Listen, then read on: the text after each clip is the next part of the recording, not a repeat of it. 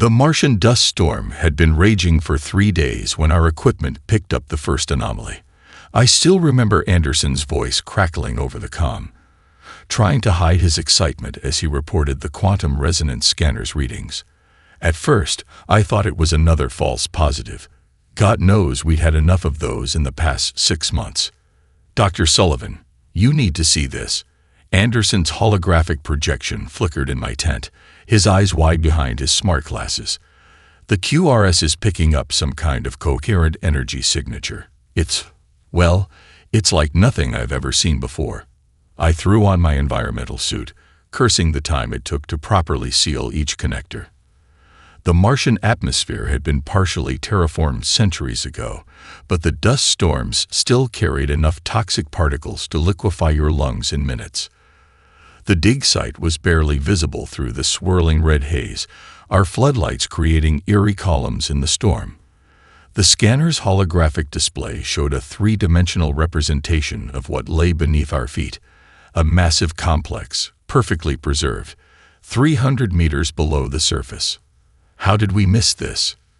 Dr. Patel, our geologist, was already running calculations on her augmented reality display. The density readings don't make sense. It's like the facility is phase-shifted somehow. That's because it is, Anderson replied, his fingers dancing through the holographic controls. Look at these power signatures. Whatever's keeping this place running, it's bending space-time around the entire complex. No wonder our previous scans didn't pick it up. I made the decision right there. Get the phase tunneler online. If this is what I think it is. It took us 6 hours to bore through the Martian crust. The tunneler's quantum fields parted the rock like water, creating a perfectly stable shaft down to the facility's main entrance. What we found there made every hair on my body stand on end.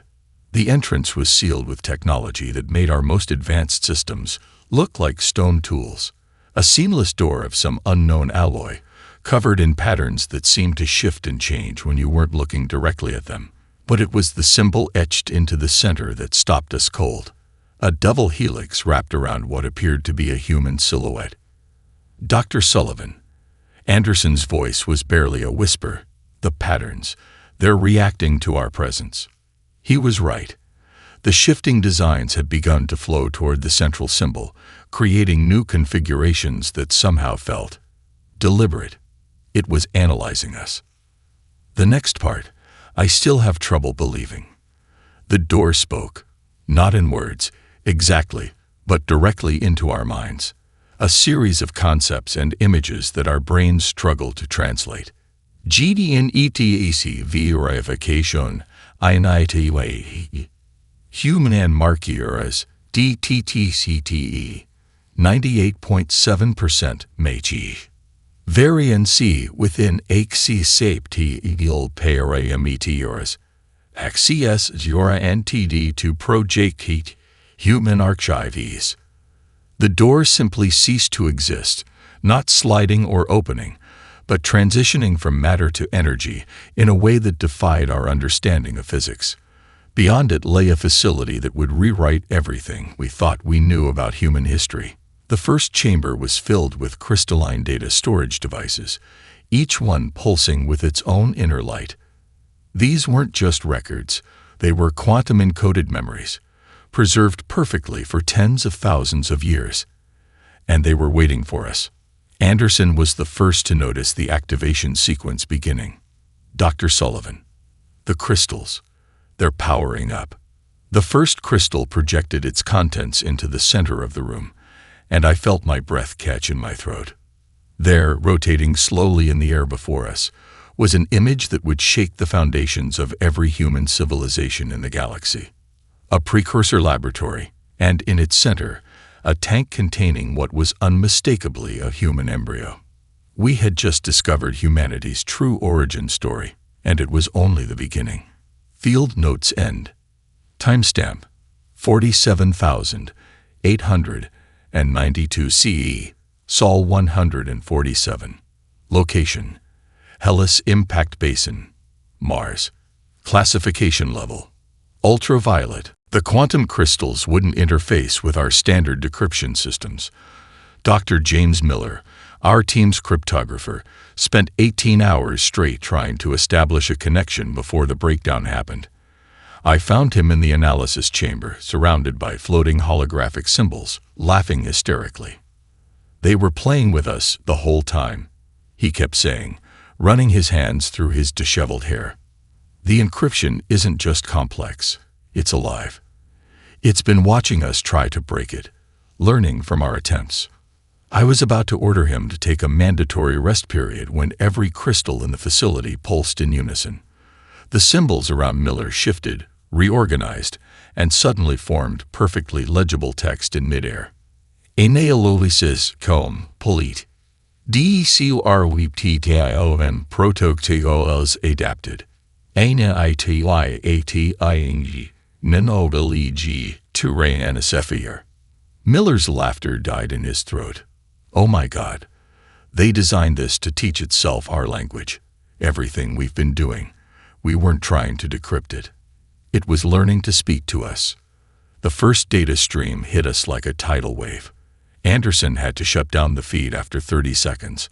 Our neural implants couldn't process the information fast enough. Even that brief exposure was enough to understand why Miller had cracked. "This can't be right," Dr. Patel whispered, her augmented reality display replaying the data fragments we'd managed to capture. According to these logs, the precursors didn't just guide human evolution. They engineered us from the ground up. But it was more than that. The project logs showed something that went beyond simple genetic engineering. The precursors hadn't just wanted to create another sentient species. They were trying to create the perfect survivors.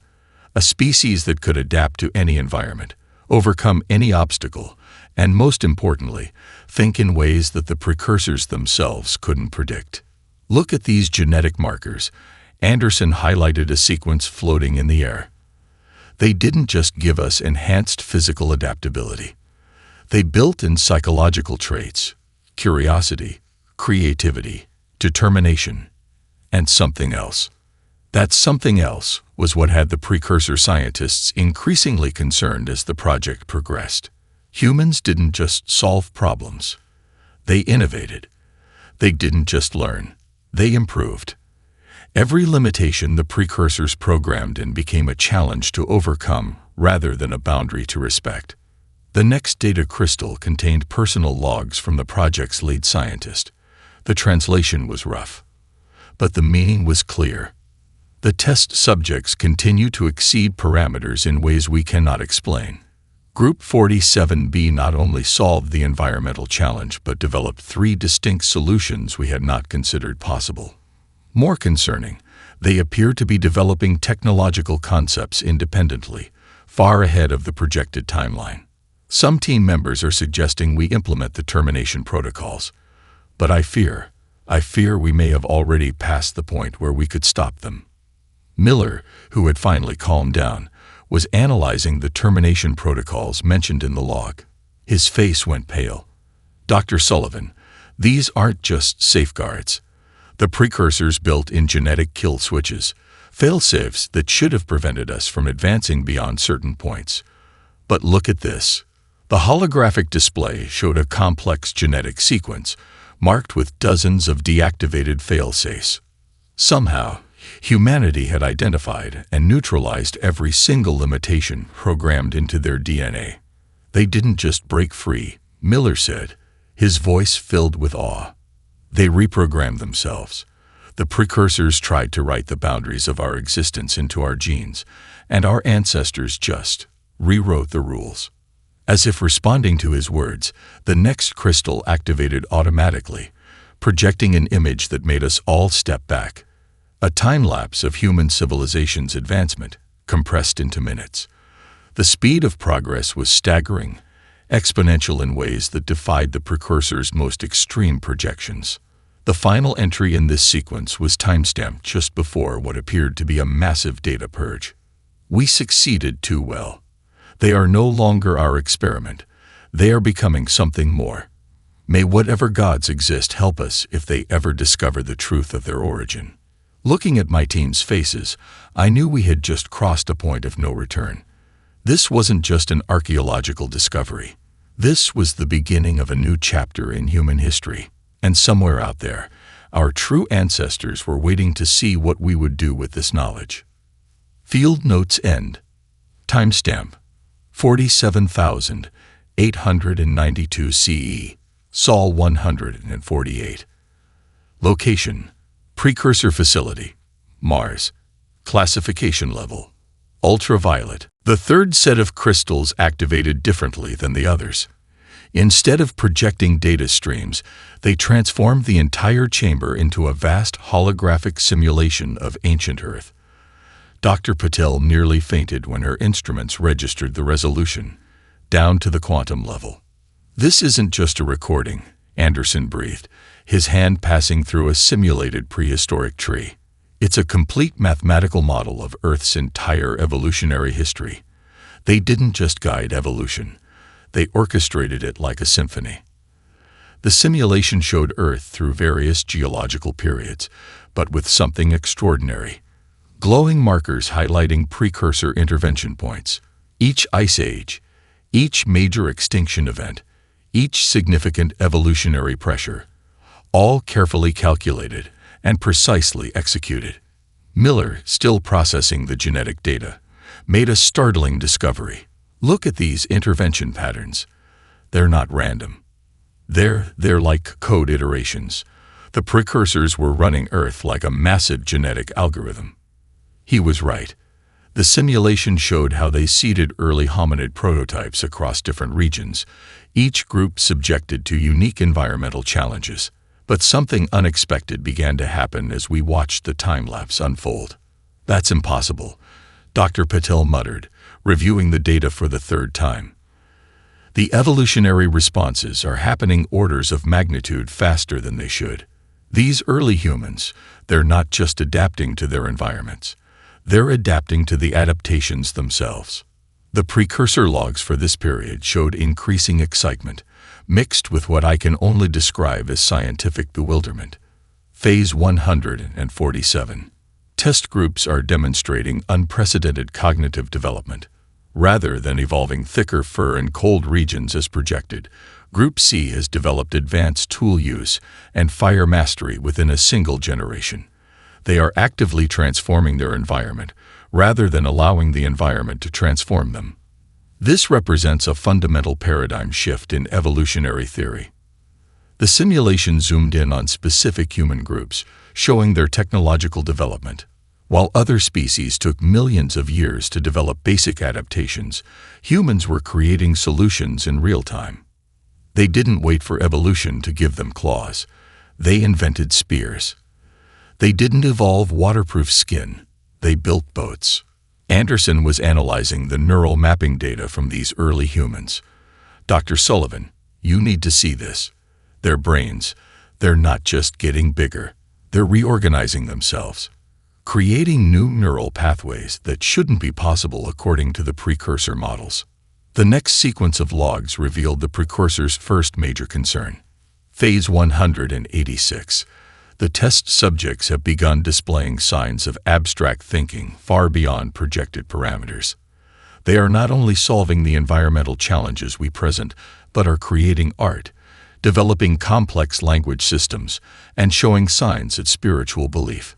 Most alarming is their ability to pass learned behaviors to subsequent generations through non-genetic means. They are effectively bypassing the need for physical evolution through cultural transmission. Miller found something even more startling in the genetic data. They're not just learning and teaching, they're actively evolving their capacity to evolve. Look at these genetic markers. Every generation isn't just more adaptable than the last, they're becoming better at being adaptable. The simulation showed how human groups began migrating, mixing, sharing innovations. Each new challenge the precursors introduced was met with increasingly creative solutions. Where other species would take thousands of generations to adapt to new environments, humans were doing it in decades. The final log entry for this phase contained a note of what almost seemed like parental pride, tinged with growing anxiety. Asterisk, we designed them to survive, but they have exceeded every parameter by orders of magnitude. They are not merely surviving. They are reshaping their world to suit their needs. The question is no longer whether they will survive, but whether the universe is ready for what they might become. Asterisk. As the simulation faded, we stood in silence, processing the implications. We hadn't just been another evolutionary experiment. We were the precursor's masterpiece. And their greatest fear. A new crystal began to pulse, promising to reveal what happened when humanity's potential finally broke free of its creator's constraints. Field notes end. Timestamp: 47,892 CE. Sol 149. Location: Deep Archive Section. Precursor Facility. Mars. Classification Level: Ultraviolet. Lieutenant Ashley Parker's face was grim as she studied the holographic battle simulations. As our military consultant, she had initially seemed out of place among the scientists. Now, watching ancient humans develop warfare with terrifying efficiency, her expertise proved invaluable.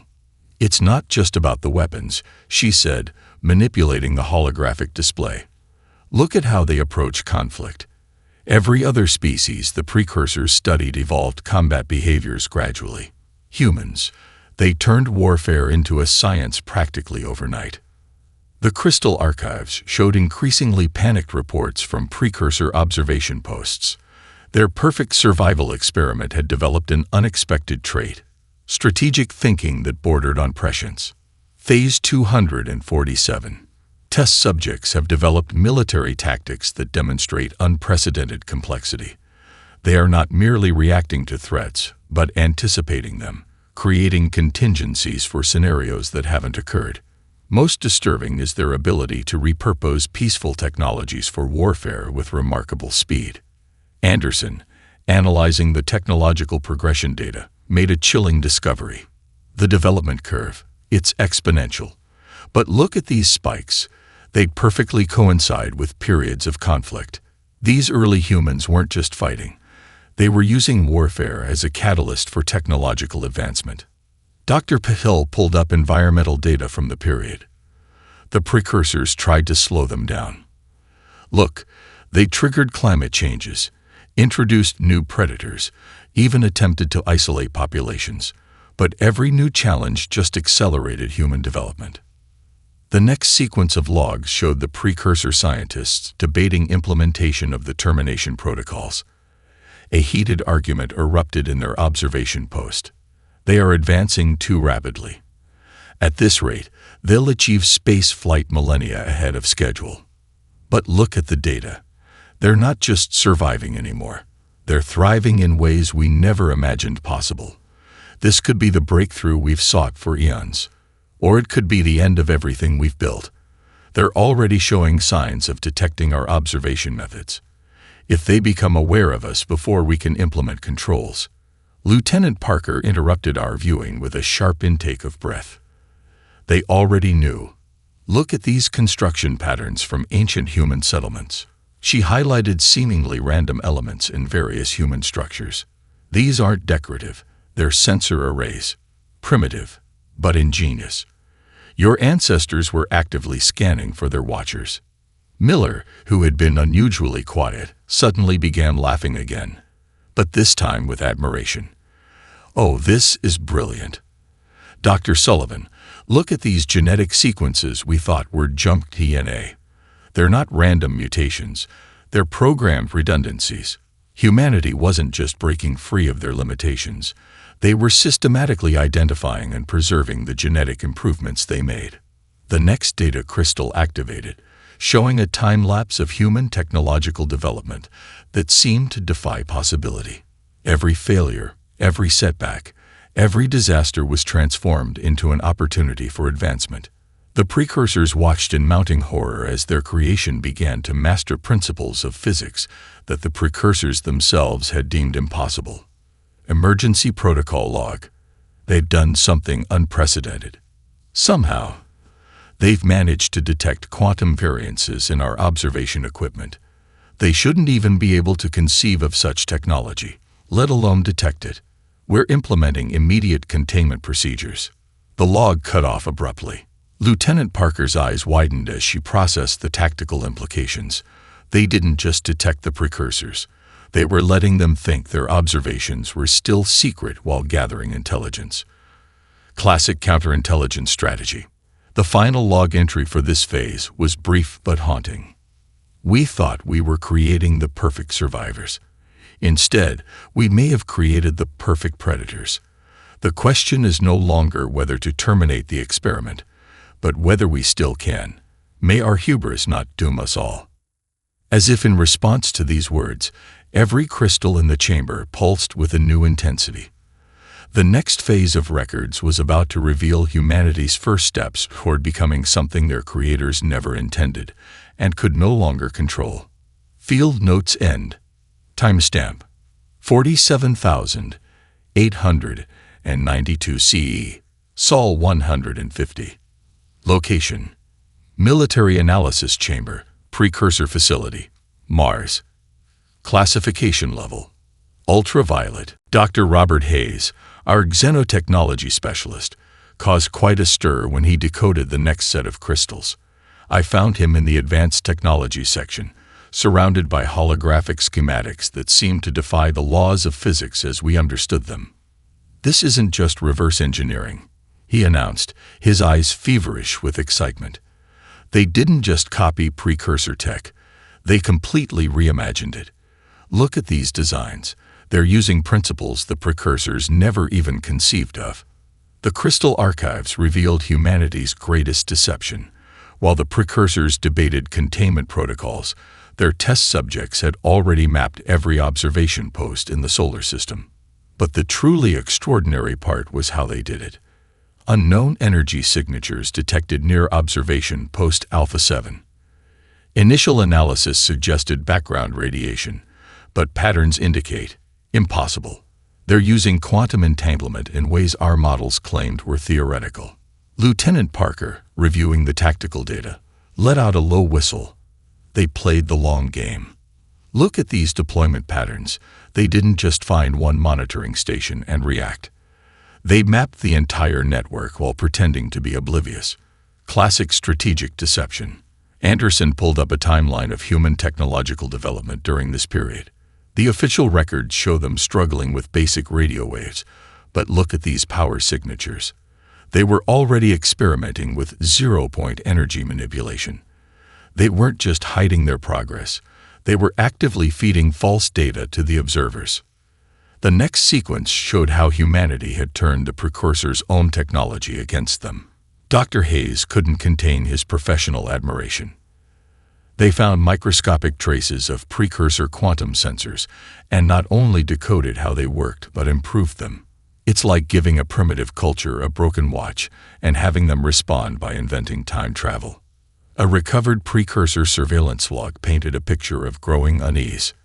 Observation post Beta 3 reports unusual gaps in monitoring data. Initial diagnosis suggested equipment malfunction, but additional posts report similar anomalies. Most concerning is the pattern. The gaps appear random but show signs of mathematical precision when viewed across multiple time frames. Could the subjects be? The log ended abruptly. The next entry was from 3 months later. Emergency protocol activated. Multiple observation posts have gone dark. Unknown technology detected in Earth orbit. Energy signatures match no known configuration. The subjects haven't just detected us.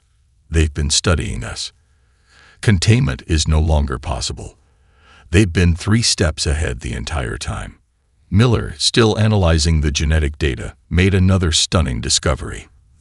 The genetic modifications they made to themselves. They weren't random improvements. Look at this sequence. They were specifically engineering themselves to be able to comprehend and utilize technologies that even the precursors couldn't understand. Dr. Patel's hands trembled as she brought up the next data set. According to these readings, humanity had already established bases on Mars and beyond. They weren't exploring. They were preparing staging areas for what they knew was coming. The final logs from this period showed the precursors' growing realization of their situation. A high-priority transmission captured the moment perfectly. To Central Command, we have confirmed our worst fears. The humans haven't just matched our level of technology. They've surpassed it.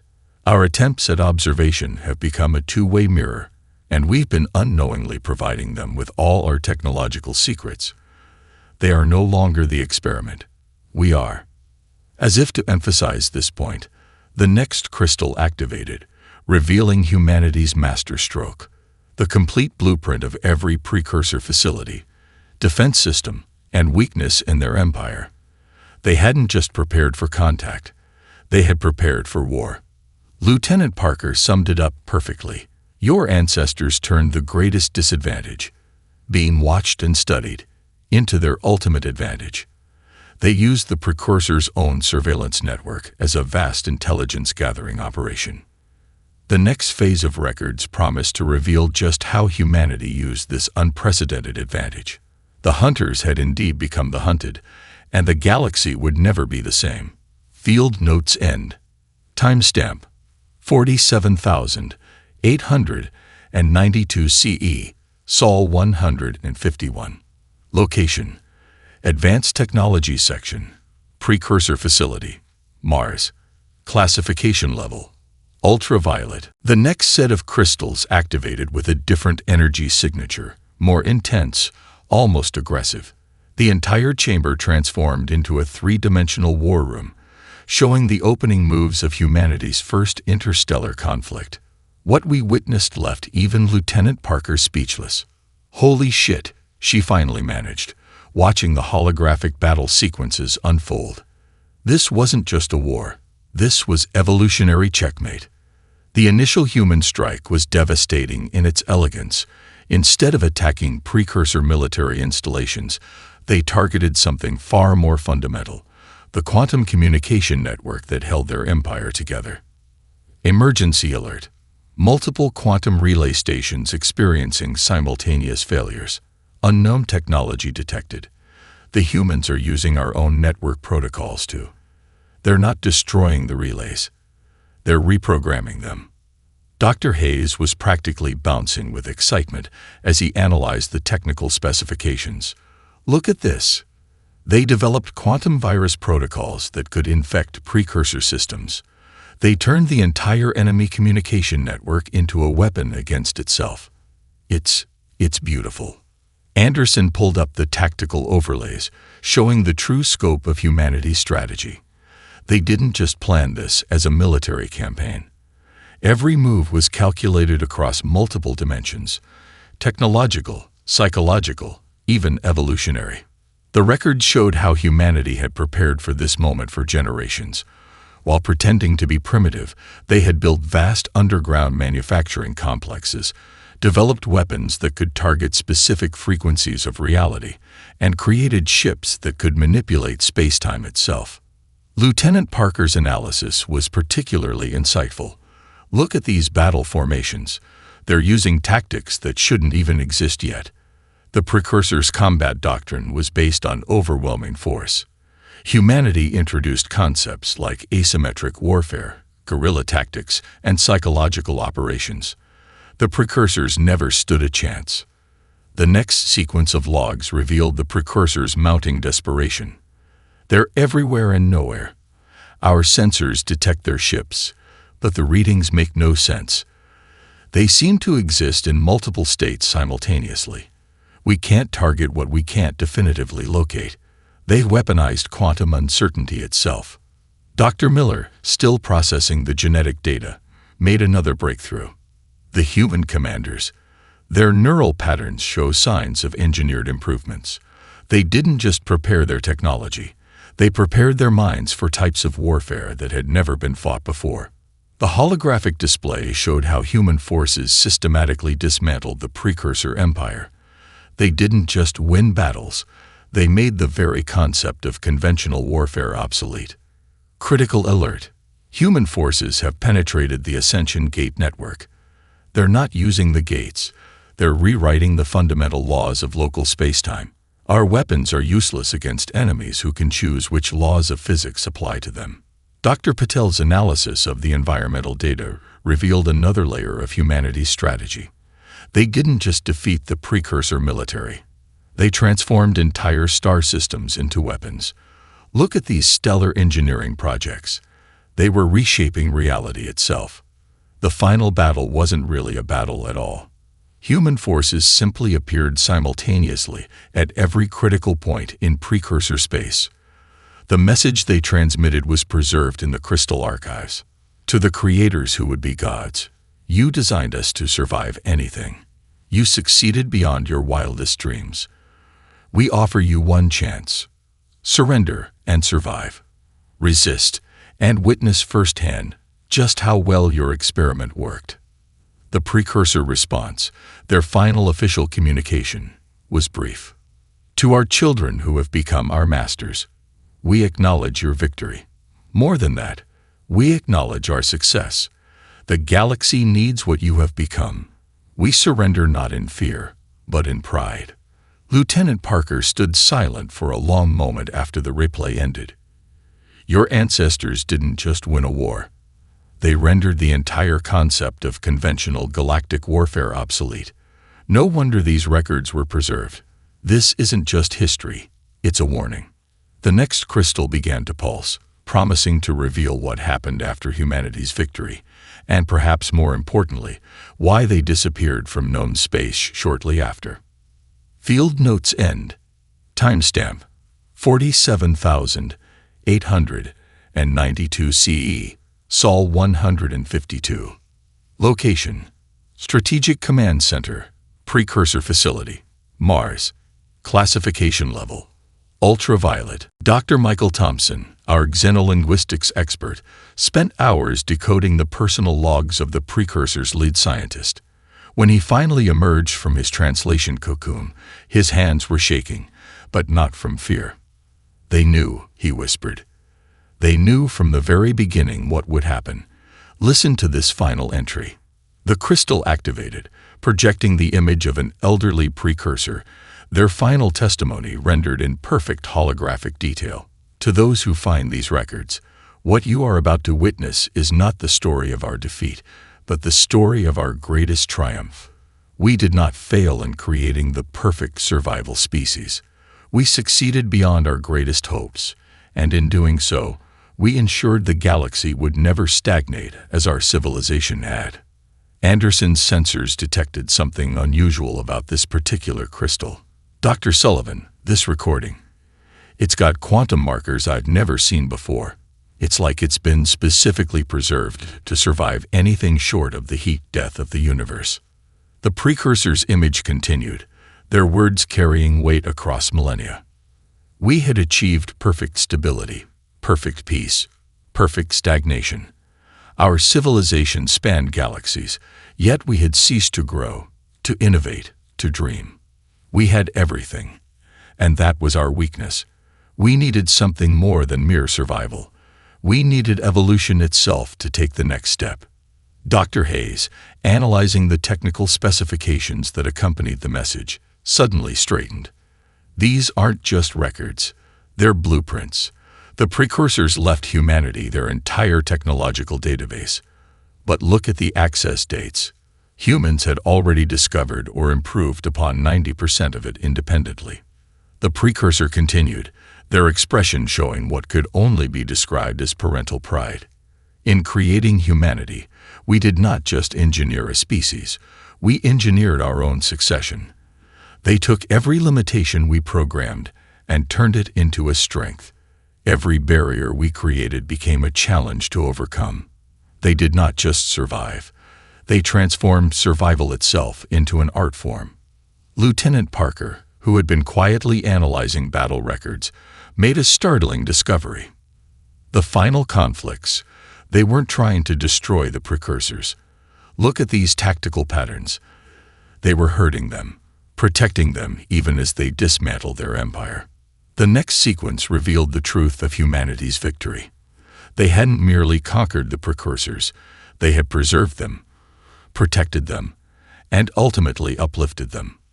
In our defeat, we found something we had lost eons ago, the capacity for growth, for change, for wonder. Our children did not destroy us. They freed us from our own perfection. And in doing so, they proved themselves ready for the true purpose we had designed them for. Dr. Miller, correlating genetic data with the historical records, gasped. The genetic modifications humans made to themselves. They weren't just improving their own species. They were developing ways to enhance the precursors as well. They turned their conquests into a rescue mission. The precursor's final message took on a tone of urgent warning. But what comes next is why we sealed these records. Our children discovered something in their explorations of reality, something that even we, in all our eons of existence, had never encountered. They did not retreat from the galaxy in fear or triumph. They evolved beyond it, taking with them those of us who were ready for the next great leap. Dr. Patel's instruments detected subtle quantum fluctuations throughout the facility. These records, they're not just storing information. They're maintaining some kind of quantum connection across space-time itself. The precursor's final words echoed through the chamber. To those who find this, you are not reading the historical record. You are receiving an invitation. Humanity did not disappear. They transcended. And they left these breadcrumbs not to document their past, but to guide their children's children home. Asterisk. The chamber fell silent, but every crystal pulsed with new energy, preparing to reveal the final piece of the puzzle, the true destination of humanity's greatest journey. Field notes end. Timestamp: 47,892 CE, Sol 153. Location: Central Archive Core, Precursor Facility, Mars. Classification level: ultraviolet. The final crystal activated differently than all the others. Instead of projecting information outward, it created what Dr. Hayes described as a quantum vacuum, a space where normal physics simply ceased to exist. What we witnessed inside that bubble changed everything. We thought we knew about reality itself. "This isn't just a message," Anderson whispered, his instruments going haywire. "It's a quantum wake. Something massive passed through the higher dimensions of space-time. And this is its echo." The recording showed humanity's final gift to their predecessors, the key to transcending physical existence itself. Dr. Miller, analyzing the genetic components, made the connection first. All those modifications they made to themselves, they weren't just improving their bodies or minds. They were preparing their entire species for dimensional transcendence. Every generation was one step closer to breaking free from the constraints of conventional reality. Lieutenant Parker, who had remained skeptical throughout our discoveries, suddenly went rigid. "Dr. Sullivan, these energy signatures beyond the galactic core that we detected, they're not random. Look at the pattern when you overlay the quantum frequency analysis." She was right. The seemingly chaotic energy bursts formed a perfect mathematical sequence, one that matched the quantum signature of human technology exactly. But it wasn't coming from the galactic core. It was coming from somewhere else. Dr. Thompson decoded the final message, his voice trembling. "To our descendants who have found this archive, what you have discovered is not just your history. It is your inheritance. The energy signatures you detect are not remnants. They are beacons. We did not vanish. We evolved. We ascended, and we have been waiting for you to be ready." Dr. Hayes' analysis of the quantum data revealed something extraordinary. These aren't just records of where they went. They're instructions, a roadmap for following them. The entire facility is some kind of quantum antenna, designed to activate only when found by beings with the right genetic markers. The implications hit me like a quantum torpedo. We hadn't just discovered an archaeological site. We had triggered a beacon left by our ancestors, announcing to them that their descendants were finally ready to learn the truth. Dr. Patel's sensors detected something new, a subtle shift in the quantum field surrounding the facility. "Dr. Sullivan, I don't think we're alone anymore.